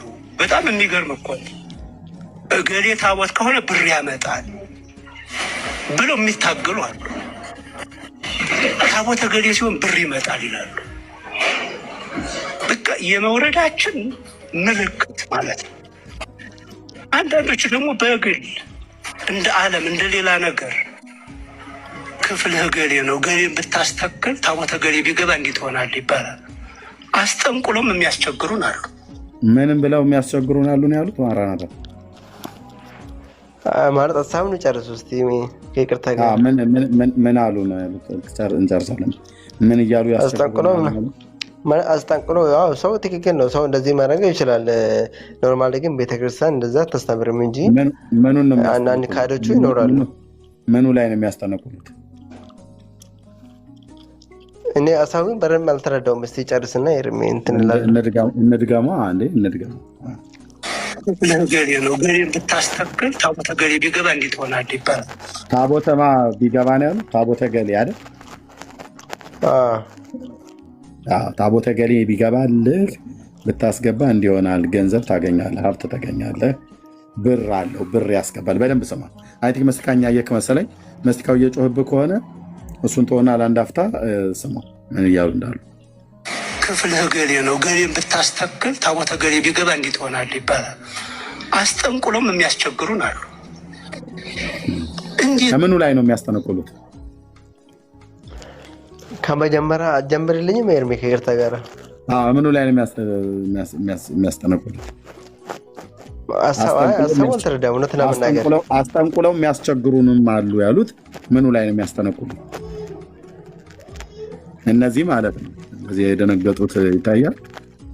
ምኑ ላይ ነው የሚያስደግሙት? ምኑ ላይ ነው የሚያስጠነቁሉት? ይኖ አይደለም። ሀሳቡን ጨርስ ውስጥ ኤርሚ። አይ እየጠየኩ ነው። ምኑ ላይ ነው የሚያስጠነቁሉት? እኔ ሀሳቡን ስለመጨረስ ከፈለኩ እዚህ አቆማለሁ፣ ከፈለኩ ጨርሰዋለሁ። ምኑ ላይ ነው? ገብቶኛል፣ ግን አልተረዱማ። መልስ ለመለስ ይከብደኛል ካልሰማሁ። እሺ እሺ፣ ያለ ጨርሰው የምንሆነው አባቶች እስኪ ፈላጊ ምንድን ነው? በጣም የሚገርም እኮ ነው። ገሌ ታቦት ከሆነ ብር ያመጣል ብለው የሚታገሉ አሉ። ታቦተ ገሌ ሲሆን ብር ይመጣል ይላሉ። በቃ የመውረዳችን ምልክት ማለት ነው። አንዳንዶቹ ደግሞ በግል እንደ ዓለም እንደ ሌላ ነገር ክፍልህ ገሌ ነው፣ ገሌን ብታስተክል ታቦተ ገሌ ቢገባ እንዴት ሆናል ይባላል። አስጠንቁሎም የሚያስቸግሩን አሉ። እንዴት ነው የምንሆነው? አባቶች እስኪ ፍረዱ። ምንድን ነው በደሉ? መዋቅሩ ምን በደለ? ሌላው ይቀር አቶ ገሌ ተብለው እስካሁን ይቀድሳሉ፣ እስካሁን ያሳልማሉ። እንደምሰማው በእነሱ እጅ ትቆርባላችሁ፣ ትሳለማላችሁ። ይህን የሚጸየፍ ካህን ምዕመን አልፈጠርንም ገና። እንግዲህ እሺ፣ አስጠንቁለው ታቦቱ ላይ አስደግመው ገንዘብ ያመጣል ብለው ደግመውበት አስጠንቁለውበት በዚህ ጉዳይ ሁሉ ያስቸግሩናል አሉ ጳጳሱ። እናንተ ቤት ጥንቆላ ምን ያደርጋል? አይደለም አሁን እንደተረዳሁት ከሆነ አዎ ትክክል ነው። ሰው ለምሳሌ አሁን ካህን ነው ተብሎ ቄስ ነኝ ተብሎ ዲያቆንነት ነኝ ተብሎ የማይገባ ነገር የማደርጉ ሰዎች ይኖራሉ። ይሄ ደግሞ ቤተክርስቲያኗ ትክክል ብላ አትወስድም። ሃይማኖቶቹ ጥንቃቄ አድርጉ ነው። ይሄ ነገር አይጠቅምም፣ እግዚአብሔር ቃል ይሄ አይልም እያሉ ነው እንጂ እኛ እንደዚህ እናደርጋለን ማለታቸው አይደለም። እነዛ እያስተነቆሉ ታቦት እጣ ክፍል ነው፣ እሱን አስተክለው፣ እሱን አስገባው፣ እሱን አቁመው፣ እሱን አንግሰው፣ እሱን አስተኛው ተብሎ የሚባለው እሱ ትክክል እኮ ነው። ሰው እኮ እንደዛ ማድረግ እኮ ሰው ይኖራል እኮ ኤርሚ። ግን ይሄ ትክክል ቤተክርስቲያን እንደዛ አድርጋ ታስተምሩ ነው ዋናው። ታቦታችሁ ላይ እንደዛ እየተደገመ ነው። ልክ ነው። እንደዚህ መተማመን ጥሩ ነው። እሺ እኛስ እስቲ ስማቸው። እንዲህ አይነት የተዋረዱ እነሱን አልሰማቸውም። ኤርሚ ቅርታ ለማፍሰስ ለማደንዘዝ ከሀገረ ስብከት ከመንበረ ጵጵስና ቤዛዊት የተናገሩትን ሰውዬ በእውነት በጾም በጸሎት ያለቁ ከጌታ ከኢየሱስ ክርስቶስ ጋር ቁጭ ብለው አብረው ስለ ምድሪቱ፣ ስለ ዓለሚቱ፣ ስለ ሕዝቡ ሲያወሩ የሚያድሩ ልክ ኢየሱስ ክርስቶስ የተሰማውን ለሕዝቡ ያለውን ርኅራኄ ያህል የሚሰማቸው ትልቅ አባት ይመስላሉ። ግን ጸረ ኢየሱስ ናቸው። ጸረ ኢየሱስ ናቸው። ማርያምን ወደዱ መሰላቸው እንጂ ጸረ ማርያምም ናቸው። ራሳቸው የፈጠሯት ማርያምን ነው እያወሩ ያሉ። የኢየሱስ ክርስቶስ እናት ማርያም አይደለችም። ይሄን ወቁልኝ። ቤዛዊተ ዓለም አትባልም የሚለው ህገወጥ ስብከት ነው። ጊዜን ተጠቅመው ጊዜ ያገኘን መስሏቸው ከፋታቸውን ለመግለጥ ሰውዬ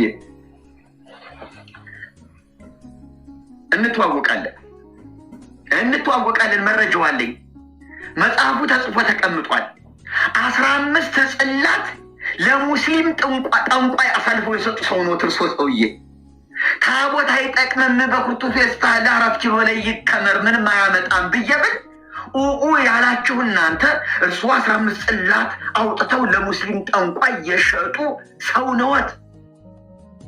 አቡነ ጳውሎስን ለማስገደል፣ ለማፍዘዝ፣ ለማደንዘዝ ከሀገረ ስብከት ከመንበረ ጵጵስና ላይ በግ ከነነፍሱ የቀበሩ አባት ነዎት። መረጃው አለኝ፣ እለቀዋለሁ።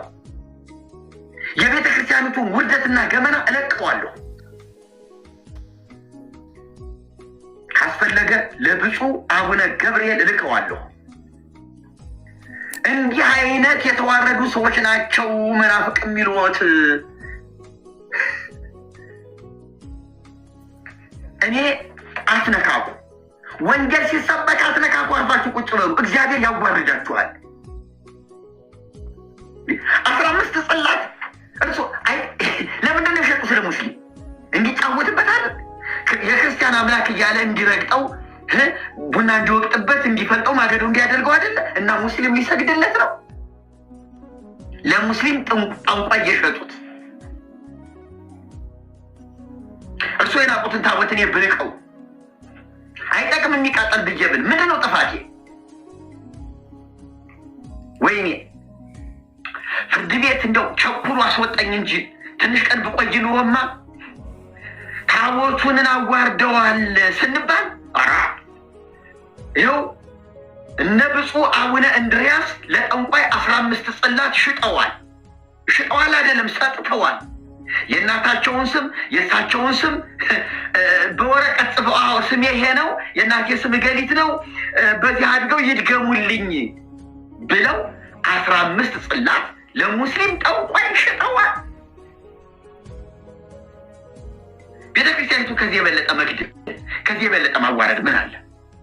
እና እኒህ ናቸው እንዴ የቤተ ክርስቲያን ተቆርቋሪ ሆነው ቤዛዊተ ዓለም አትባልም የሚለው ህገወጥ ስብከት ነው። ጊዜን ተጠቅመው ማለት ምን ለማለት ተፈልጎ ነው? አሁን ይሄ ንግግር ከእሱ አንደበት ይጠበቃል? በእውነት እርስዎ ይሄን ማለት ይገባዎታል? የሚጾሙ የሚጸልዩ የቱ ጋር ነበረ ደብዳቤው?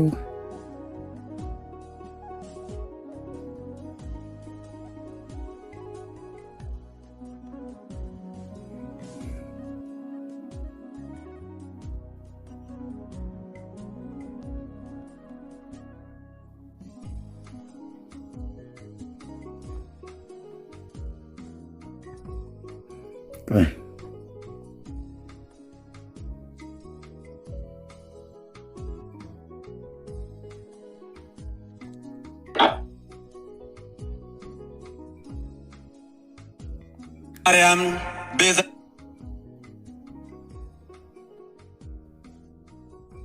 ያን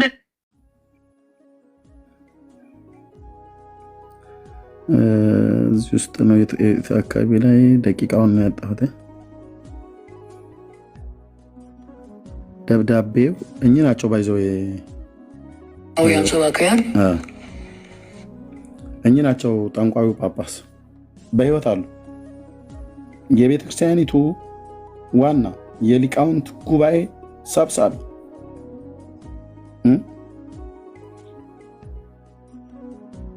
የተባሉት ማለት ነው። አደገኛ ጠንቋይ ማለት ነው።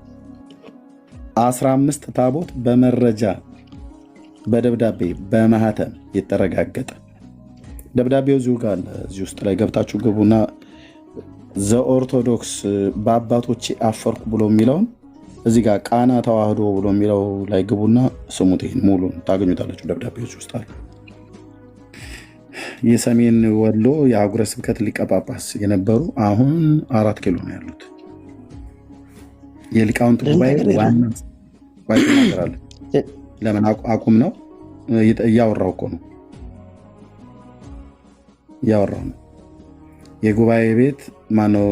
የሊቃውንት ጉባኤ ዋና ሰብሳቢ ናቸው።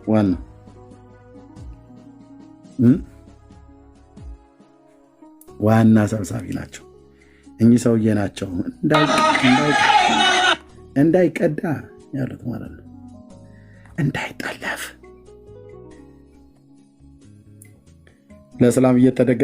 ለሰላም እየተሰጠ ሰላም እየደገመበት የምሰግድለት ታቦት የተባለ ተራ እንጨት አያድንህም። ያው ራሳቸውም ራሱ እየጠነቆሉበት ብለው ጳጳሱ ናቸው ያወጡት። ጳጳሱ ናቸው ያወጡት። እየተጠነቆለበት እየተደገመበት ማለት ነው። በቃ ስለዚህ መትረፍ አለብህ፣ መዳን አለብህ፣ ራስን ማስመለጥ አለብህ። ራሳችሁን ማስመለጥ አለባችሁ።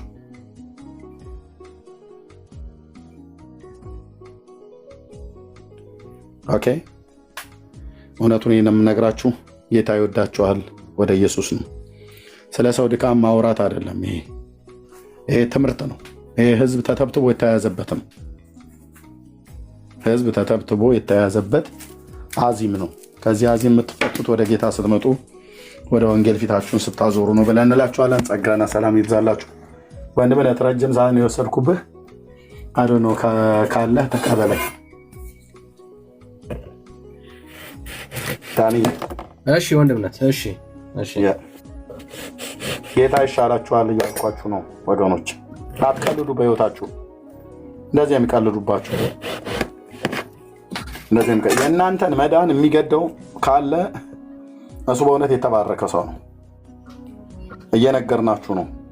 ኢየሱስ ነው የሚያድነው። እነኚህ ሰዎች ናቸው ቅዳሴ የሚቀደስላቸው። በጣም የሚያሳዝነኝ ይሄ ነው። በጣም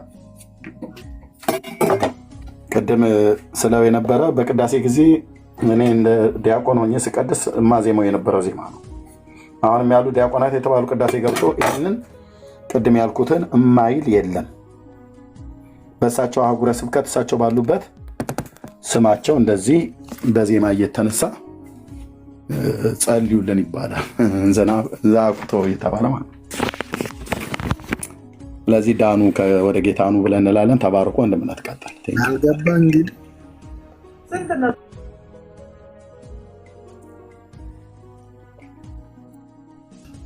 እሺ፣ ጸጋ ይብዛል። ሌላ ኦርቶዶክስ ይኖር ይሆን? እስቲ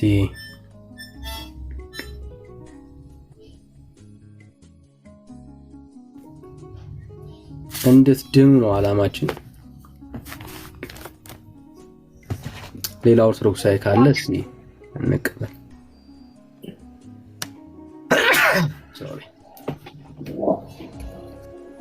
ሰላም ዳኒ፣ እንዴት ናችሁ? ይቅርታ መግባቴን ሳላውቅ ነው ያወራሁትና እሺ ችግር የለም። ምን ላይ ነው ሀሳብ መስጠት የፈለግከው? ኤስኤስኤፍ አቤት ወንድሜ፣ ለምን ጌታን አትቀበልም አንተ? እውነቴን ነው የምልህ።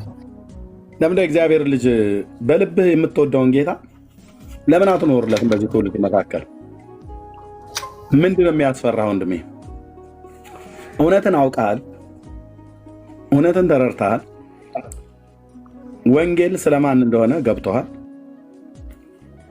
እኔ ከዚህ በፊት አላወራንም፣ ግን ለምን ጌታን አትቀበልም? ንስሐ ግባና የእግዚአብሔር ልጅ ቀራንዮ አደባባይ ላይ እርቃኑን የተሰቀለልህን ጌታ አንተ በዚህ ትውልድ ፊት ንጉሴና አዳኜ ጌታዬ ነው ብለህ በልብህ አምነህ ብትቀበለው ስምህ በሕይወት መጽሐፍ የሚጻፍበትን የዘላለምን ሕይወት የምትቀበልባት ቀን ከእግዚአብሔር አብ ጋራ በልጁ በክርስቶስ ኢየሱስ ሞት ቀራንዮ ላይ በፈሰሰው ደም ዛሬ የምትታረቅበት ከድቅድቅ ጨለማ ወደሚደነቅ ብርሃን የምትገባበት ቀን ለምን አይሆንም? የመዳን ቀን አሁን ነው እያለ መጽሐፍ ቅዱስ እየነገረ ለምን ታራዝማለህ ቀንን? ብራዘር እኔ እዚህ ገስት ላይ ገብተህ ስትከራከረን እንጂ ማቀድ በተናጥል በውስጥ በውጭ እንደዚህ አላወራንም። ይህን ጌታ ተቀበለው ብራዘር። ኃጢአተኞችን ሊያድን ክርስቶስ ኢየሱስ ወደ ዓለም መጣ የሚለው ቃል የታመነና ሁሉ ሊቀበሉት የተገባ ነው እያሉ እነ ቅዱስ ጳውሎስ ጽፈውልህ አንተ ለምን ትዘገያለህ ብራዘር? ለዚህ ለተረዳኸው ለገባ እውነት አሜን ብለህ ጌታ ኢየሱስ ክርስቶስን ተቀበልና ና ወደ እግዚአብሔር መንግስት ተቀላቀል። ይህን ተውላለሁ እንደ ወንድም እንነግርሃለን። እኔም ወንድምነትም ሌሎችም ይህን ጌታ ተቀበለው ብራዘር። ዝም ብለህ ዘመንን አታስጨርስ። ብዙ ጊዜ ብዙ እውነት ሳይገባችሁ ቀርቷል። ብዙዎች እውነቱ ገብቷችሁ ለገባችሁ እውነት ግን መወሰን ያቅታችኋል። ሰው ምን ይለኛል ትላላችሁ። ኢየሱስ ክርስቶስን ለመከተልና በእሱ ትምህርት ለመኖር ሰው ምን ይለኛል ያለውን ይበላ ሰው ያለው።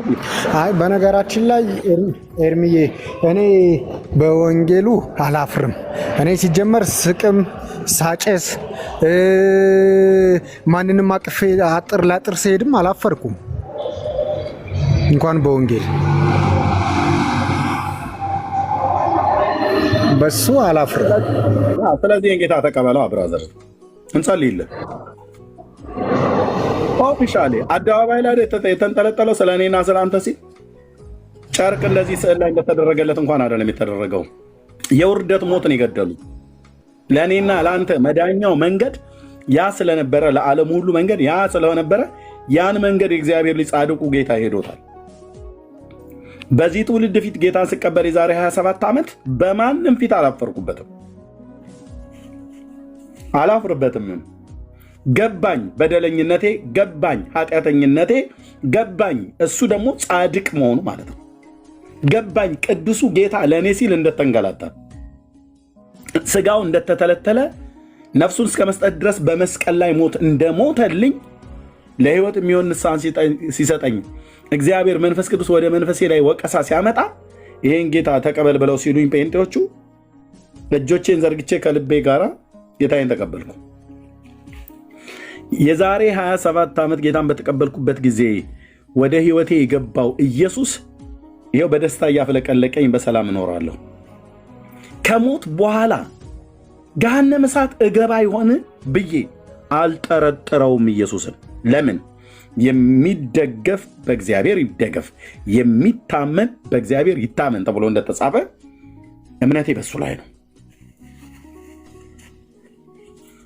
ስለዚህ ካላፈርክበት ይህን ጌታ ከወንድምነት ጋር ይጸልይልህ። ወንድምነት አውራው።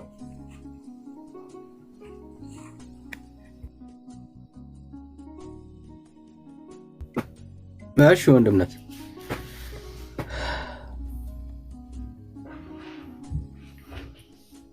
ወስን ወዳጄ ወስን። አይ አላፍርም። እንዴት አፍራለሁ አልኩ እኮ። እኔ ሳጨስ አላፈርኩም። በየአረቂ ቤቱ ስዘፈዘፍ አላፈርኩም። በየጎዳናው ሴት አቅፌ ስዞር አላፈርኩም። በክርስቶስ እንዴት አፍራለሁ? የንስሐ ጸሎት እንጸልይ። ፈቃደኛ ነህ? እሺ እንጸልይ፣ ደስ ይለኛል። እሺ እኔ በጸሎት ልምራ፣ አንተ የራስህ ጸሎት አድርገህ ለጌታ ንገረው። አሁን ላላፍኩበትም ላልከው ጌታ ንገረው ይህንን ጸሎትህን ማለት ነውና እግዚአብሔር ሆይ ስለዚህ ቀን አመሰግናለሁ። ለዚች ቀን አመሰግናለሁ። ዛሬ ኃጢአቴን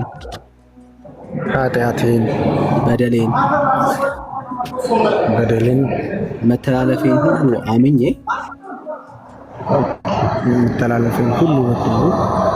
በፊትህ ንስሐ እገባለሁ።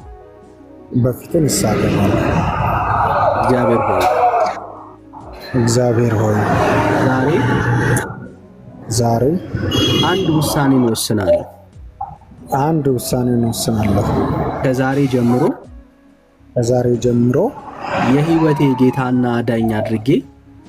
የህይወቴ ጌታና አዳኝ አድርጌ አንተን ተቀብያለሁ።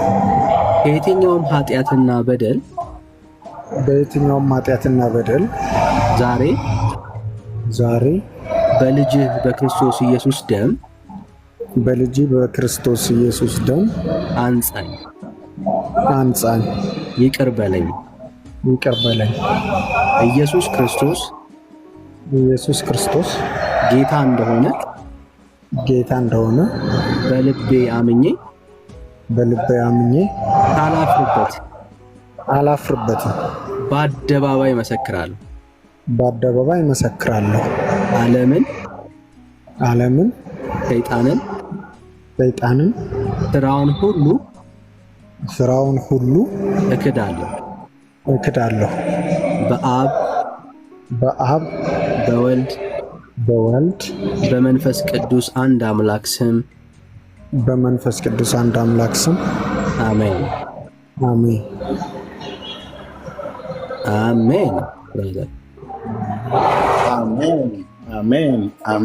አሜን። ብራዘር ወገኖች፣ እዚህ ያላችሁ ሰዎች ሁሉ ሌሎቻችሁ ጌታ ከኛ የፈለገው ከአንተ የፈለገው ከአንቺ የፈለገው እምነትን ነው። ይህ ጸሎት በወንድማችን በልቡ አምኖ ባፉ የመሰከረው ስለሆነ በሮሜ መጽሐፍ ምዕራፍ 10 ቁጥር 9 መሰረት ላይ ባለው ሰው በልቡ አምኖ ይጸድቃል በአፉም መስክሮ ይድናል ያለው ጌታ መንፈስ ቅዱስ በባሪያው በኩል ይህንን ነው። ከዚህ በኋላ ለሚኖረው ኑሮ ወንድማችን እኛን በጸጋው እየረዳ ከየትኛውም የኃጢአት ልምምድ ከዚህ ዓለም ከአይን አምሮት ከስጋ ፍቃድ እየራቅን ጌታን በሚመስል ህይወት እንድንኖር ለቅድስናና ለጽድቅ ህይወት ተጠርተናል ማለት ነው። ከዚህ የበለጠ ነገር እግዚአብሔር ከኔና ከእናንተ የሚጠይቀው ነገር የለም። አብርሃም በእግዚአብሔር አመነ፣ እምነቱ ጽድቅ ሆኖ ተቆጠረለት ይላል። አሁን ወንድማችን አመነ እና በልቡ ያመነውን አላፍርበትም ማለት። መጠጥ ስጠጣ፣ ሴት ይዤ ወዲያ ወዲህ ስል፣ ሳጨስ ስቅም ካላፈርኩ በኢየሱስማ በፍጹም አላፍርበትም ማለት። ወደዚህ መረዳት እንዲመጣ ያደረገው የእግዚአብሔርን ቃል በማንበብና የእግዚአብሔርን ቃል በመስማት ነው። በቃ ምንም አንዳንድ ሰዎች ያስታውቅባቸዋል። ኢየሱስ እግዚአብሔርን ይወዱታል፣ እውነትም ገብቷቸዋል፣ መወሰን ግን ያቅታቸዋል። ሌሎችም አላችሁ ልክ እንደ ወንድማችን ማለት ነው። ወስኑ። ደጋግማችሁ ሰምታችኋል። ደጋግመ በእናትህ በእህትህ በወንድምህ በባልሽ በሚስትህ በአጎትህ በአክስትህ በጎረቤትህ በኩል ተነግሯል። ኢየሱስ ክብራችን ነው። ኢየሱስ አምላካችን እኮ ነው። ወንድሞች እናቶች፣ የሥላሴ ሁለተኛው አካል እኮ ነው። ከአብና ከመንፈስ ቅዱስ ጋር ወድቀን የምንሰግድለት ሰማያትና ምድርን በውስጡ የፈጠሩትን ፍጥረታት ካለመኖር ወደ መኖር ያመጣ ከድንግሊቱ እኔ እናንተ ሊያድነን ተወልዶ በመስቀል ላይ ሞት የውርደት ሞት የሞተው የእኛ ፍጻሜ ሲኦል እንዳይሆን ነው። ስለዚህ በተሰቀለው በአብ ልጅ በኢየሱስ ክርስቶስ አምነ እሱም ስትቀበለው እሱም በዘላለም መንግስቱ ይህ አሁን ወንድማችንን በዚህ ጸሎት መሰረት አሁን ከሰማችሁት ቃል የተነሳ ንጹሐን ናችሁ ብሎ እንዳለ በቃ ይህን የፈለገው ጌታ ከዚህ በኋላ በእውነተኛ በእግዚአብሔር ቃል ትምህርት በእውነተኛ ቤተክርስቲያን ጌታን ከሚያመልኩት ጋር ያመልካል። በእውነተኛ ቤተክርስቲያን ትምህርት ይማራል።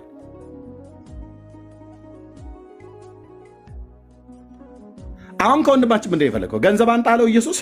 ኖ ቆይ በመጀመሪያ እንተሳሰብ አለ አላለም? ማን ነው በገንዘባችን ያዳንን? ከሰማያት የጠፋው ሊፈልግ የመጣ ማን ነው?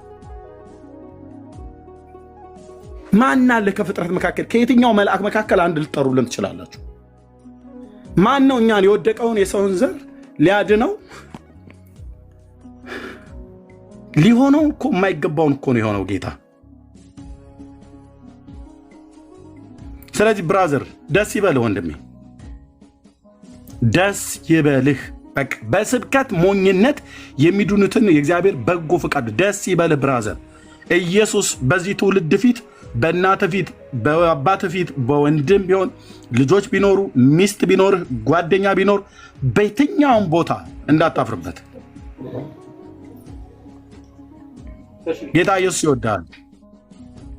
ጌታ ኢየሱስ ይወደናል። ወንድሞች እናቶች፣ መውደዱን በምን አውቃለሁ ብሎ ይለው ነፍሱን እስከ መስጠት ድረስ ነው እህቴ የወደደሽ። ሌሎች አላችሁ ጌታን ያልተቀበላችሁ እዚህ ውስጥ እንደ ወንድማችን እውነትን ገብቷችሁ ያልወሰናችሁ ወስኑ። ኑ ወደ እግዚአብሔር መንግስት፣ ኑ ወደ እግዚአብሔር መንግስት። ጌታ ኢየሱስ የምህረት እጆቹ ተዘርግቶ ነይ ልጄ እያለሽ ነው። ና ልጄ እያለ ነው። ና ወደ እኔ፣ ነይ ወደ እኔ እያለ እየጠራችሁ ነው። እየጠራሽ ነው፣ እየጠራ ነው። ለጥሪው ምላሽ ስጡ። እንደ ወንድማችን ማለት ነው።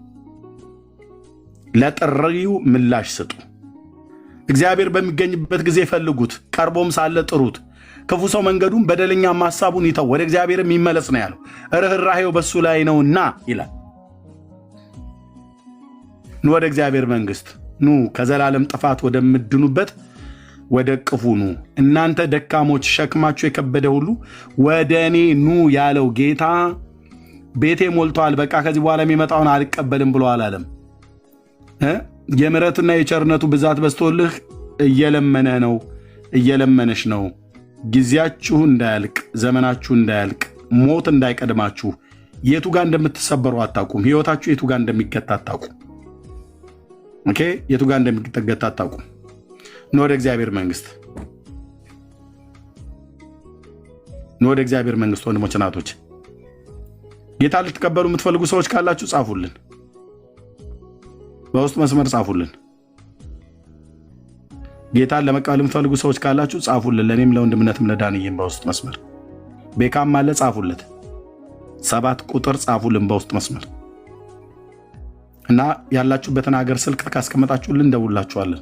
ኑ ግን ዘመናችሁ በከንቱ አይለቅ። ፕሊስ ወንድሞች፣ ፕሊስ እህቴ፣ ኢትዮጵያዊያ እህቴ፣ ኤርትራዊያ እህቴ፣ ኢትዮጵያዊ ወንድሜ፣ ኤርትራዊ ወንድሜ፣ ፕሊስ ለራሳችሁ ነፍስ፣ ለራስህ ነፍስ፣ ለራስሽ ነፍስ አስመልጫት። ወደ ኢየሱስ ካልመጣ ድንገት ከዚህ ምድር ላይ የመኖር ታሪክህ ምዕራፍ የተዘጋ ቀን ወየውልህ፣ ባትፈጠር ይሻል ነበር። ይህንን ዓለም ለቀህ ትሄዳለህ፣ ትሄጃለሽ። ነፍስ ከስጋ ከቶ ከወጣች በኋላ ስለ አንተ ጥብቅና የሚቆምልህ አንድ መልአክ በሰማይ አታገኝም፣ አንድ ጻድቅ በሰማይ አታገኝም። ትሄዳለህ፣ በእግዚአብሔር ፊት ትቀርባለህ። እዚያ ያላገጥክበት ጌታ እዛ ይጠይቀሃል። እዚህ ስሙ ሲጠራ በየኮሜንቱ እየገባ ስትሳደብ የነበርከው ሰውዬ እዛ በበጉ ፊት ትቀርባለህ።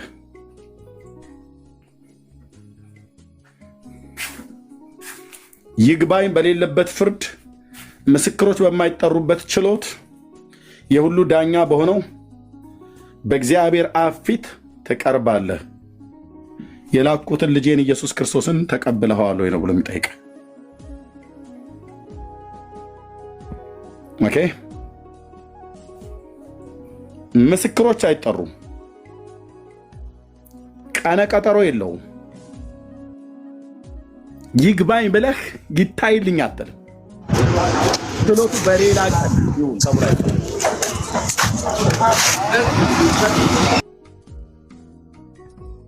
ችሎቱ በሌላ ቀን ይሁንልኝ፣ ሌላ ጠበቃ አቆማለሁ አይባልም። አሁንም በፍርድ ውስጥ ናቸው ያላችሁት። ዘላለማችሁ ግን በፍጻሜ በሞት እንዳይዘጋ ጌታን ተቀበሉ። ወንድምነት ጥሪ ያደርግላችኋል። ጌታን ተቀበሉ ፕሊዝ። ስለ ራሳችሁ ህይወት ነው የምንለምናችሁ። ጌታ እግዚአብሔር ዘመናችሁን ይባርክ። ወንድምነት ዳን እየቀጠል ቴንኪው። እሺ ወንድምነት ጸጋ ይብዛልህ። በቃ ያልወሰናችሁ ወገኖች እስከ ዛሬ ወንጌል የሰማችሁ ዛሬ ነገ እያላችሁ ጌታን ያልተቀበላችሁ ወዳጆች ካላችሁ ለእናንተ እድል እንሰጣለን። እግዚአብሔር ይባረክ። ዛሬ ወስኑ፣ ዛሬ ወስኑ። በቃ ይሄንን የምትወዱት መጽሐፍ ቅዱስ አታስተምሩ ግን አይከብድም። ተቀበሉ ማለት 24 ሰዓት ስለገድል አውርተህ ሰውን እምነት ማስቀየር አይከብድም? እሺ እናወራለን። አንዴ ጌታችሁን ስማ። ቴንክ ዩ ወንድምነት። ኑ አምልጡ። ለልጁ 2 ደቂቃ ጸልይልህ። እሺ እሺ ኑ አምልጡ ነው የምንለው። መልእክታችን ይሄ ነውና እሺ ጥሪ እናደርጋለን። ስለ ኤስኤስኤፍ እንጸልያለን። እስቲ በጌታ ፊት ሁላችንም እናስበው። ክርስትናን ጀርኒውን ጀምሯል። በዚህ ሁሉ ከዚህ በኋላ ባለው ዘመኑ ሁሉ እግዚአብሔር እንዲረዳው እንዲያግዘው እኛን የረዳን ያገዘን ያ ጌታ እናንተ ትዝ ይላችኋል እግዚአብሔር እንዴት አድርጎ እንደረዳችሁ እንዳገዛችሁ ያ ጌታ ወንድማችንንም እንዲረዳው እንዲያገዘው እጆቹን እንዲይዝ ማስተዋል እንዲሰጠው ጥበብ እንዲሰጠው ጸጋ እንዲያበዛለት እንጸልይ። እግዚአብሔር አምላክ ይባረክ። ጌታ ደግሞ ይረዳዋል እናምናለን። እግዚአብሔር አባትና አምላኬ ሆይ ስለ ወንድማችን ዛሬ ስለሆነለት በጎነት እናመሰግናለን። ጌታ ሆይ ካንተ የተነሳ ስለረዳው ስላገዝከው ለወንጌል እውነት ልቡን እንዲሰጥ እንዲወስን አንተን ዛሬ የህይወቱ ጌታና ዳኛ አድርጎ እንዲቀበል ጸጋን ስላበዛህለት ክብር ላንተ ይሁን። እግዚአብሔር ሆይ አንተ ካልረዳህ አንተ ካላገዝክ በስተቀር ያንተን ጌትነት ያንተን አዳኝነት ሊመሰክር የሚችል ሰው ማንም የለም። እግዚአብሔር ሆይ ረድተኸው ነው፣ አግዘኸው ነው፣ በመንፈስ እግዚአብሔር ሆይ አቅም ሆነኸው ነው ዛሬ በአደባባይ ላያፍርበት እግዚአብሔር ሆይ ካንተ ጋራ ዘመኑን ሁሉ ሊጨርስ በአደባባይ መስክሯል። በልቡ ላይ ተቀብለዋል። ቀሪ ዘመኑን ሁሉ አንተ ተረከብለት። በጌታ በኢየሱስ ክርስቶስም በሚሄድበት በሚወጣው በነገር ሁሉ ያንተ መከናወን ከሱ ጋር እንዲሆን እንድታግዘው ጉልበት እንድትሆነው ቤተሰቦቹን የእጆቹን ስራውን ሁሉ እንድትባርክለት በክርስቶስ ኢየሱስም ለታመኑ እጆች አደራ አስረክበን እንሰጣለን። ከዚህ በፊት ብቻውን ተጉዞ ይሆናል። አሁን ግን የሚጓዘው ካንተ ጋር ነው። አሁን አንተ ነህ የምትመራው፣ አንተ ነህ የምትረዳው። እግዚአብሔር ሆይ ኃያል ክንድ እግዚአብሔር አባትና አምላኬ ሆይ እንድትመራው ከፊቱ እንድትቀድም በነገር ሁሉ አቅም ጉልበት እንድትሆነው በማስተዋል እንድትባርከው እግዚአብሔር ሆይ ካንተ መገኘት የተነሳ የጴጢፋራ ቤት እንደተባረከ በኢየሱስ ክርስቶስ ስም ከወንድሜ ጋር አንተ አብረ ስላለ ከዚህ በፊት አይቶት በማያውቀው መልኩ በህይወቱ ላይ በረከት እንዲመጣ እንጸልያለን። መከናወን እንድትሆንለት እግዚአብሔር ሆይ በመውጣት በመግባቱ ላይ ሞገስ እንድትሆነው በኢየሱስ ክርስቶስ ስም እንጸልያለን። በዙሪያው በክፋት የሚሰበሰብ እግዚአብሔር ሆይ የከንቱ ምክር በኢየሱስ ክርስቶስ ስምና ስልጣን ከዚህ ሰዓት ጀምሮ ከህይወቱ ላይ ተበተነ ይሁን። እሱ ሳያውቀው በመንገዱ ላይ የተቀመጠ መሰናክል ሁሉ በኢየሱስ ክርስቶስ ስም ከፊቱ ላይ የተጠረገ ይሁን። አባቴ የትኛውም የጨለማ አሰራር የመናፍስት ጉልበት እሱ ሳያውቀው በህይወቱ ላይ የተሰራ የትኛውም ኪዳን ቢኖር ከዛሬ ጀምሮ አሁን በኢየሱስ ክርስቶስ ስም የትኛውም ኪዳን ከወንድሜ ህይወት ላይ የፈረሰ ይሁን። በኢየሱስ ክርስቶስ ስም ተስማምተን እንጸልያለን። የጠላት አሰራር የጨለማ ጉልበት ከህይወቱ ላይ መነቀል የሚገባው ቀንበር ቢኖር ከስምህ ታላቅነት የተነሳ በኢየሱስ ክርስቶስ ስም አሁን ከህይወቱ ላይ የተነቀለ ይሁን። ሁሉን ለአንተ ክብር ለስምህ እግዚአብሔር ሆይ አስቀመጥን። በጌታ በኢየሱስ ስም በነገራችን ላይ ሁሉ አንተ ብቻህን ክበር። በኢየሱስ ስም ጸለይን። አሜን አሜን። ብራዘር በጣም ደስ ብሎናል። እንኳን ጌታ ረዳ፣ እንኳን እግዚአብሔር